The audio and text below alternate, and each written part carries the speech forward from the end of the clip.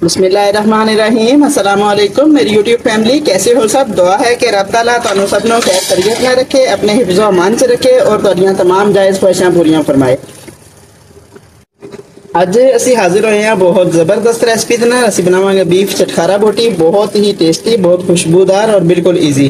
1 kilo beef है जिहड़ा असी छोटे छोटे साइज़ दा पीस जिहड़े ने कट्टे हुए ने।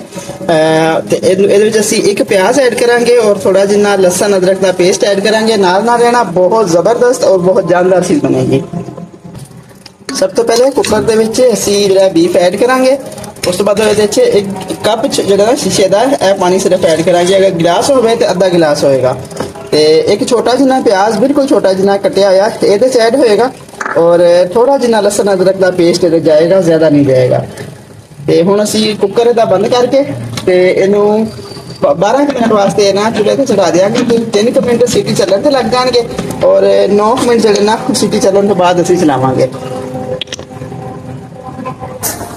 हुण 12 मिनट हो गया, हुण असीं दा फ्लेम बंद करता। हुण इहनूं जरा असीं ओपन करन दा इंतजार करते हैं, जरा दी स्टीम निकल लवे, फिर तुहानूं असीं दा अगला जिहड़ा तरीका कर दिखांदे हैं।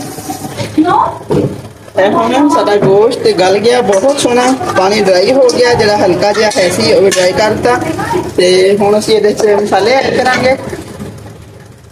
सब तो पहले 2 नींबूआं दा रस जाएगा इहदे च और 2 चम्मच टमाटो केचप जाएगा। 1 चम्मच ये सुरख मिर्च जाएगी। 1 चम्मच ये नमक जाएगा। थोड़ी जिनी हल्दी जाएगी कलर की खूबसूरती वास्ते। थोड़ी जिनी ये कुटी मिर्च जाएगी और थोड़ा जिना ये चाट मसाला जाएगा।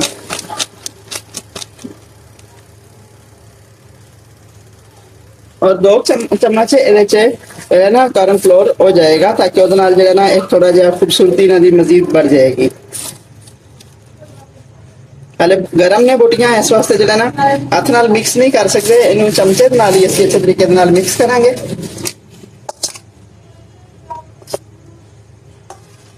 क्योंकि हाथ नाल मिक्स करने का मतलब है कि हाथों नूं झुलसा लेना, जिहड़ा बिल्कुल ही उबारे नहीं आंदा। हुण बहुत सोहना मिक्स हो गया। नाल ही असीं जिहड़ा ना आयल चढ़ाता चुल्हे ते। हुण असीं इहनूं फ्राई करांगे।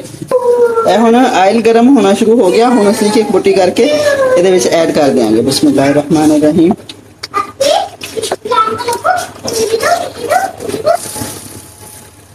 इन्हां नूं ना हुण ऐड करदे नाल ही चमचा नहीं मारना, वरना इन्हां दा मसाला उत्ते उतर जाएगा।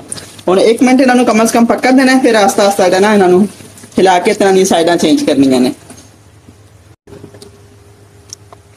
देखिए थोड़ा जिना टाइम हो गया इन्होंने पकदिया, यहाँ कितना खूबसूरत कलर जो है ना गोल्डन गोल्डन जहा होना शुरू हो गया।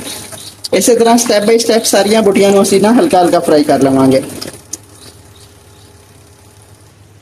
हुण असीं इन्हां नूं ना फ्राई तेज अग ते करांगे, स्लो नहीं करांगे, ताकि आकड़ के पापड़ ना बन जाने। देखिए कलर कितना खूबसूरत हो गया है।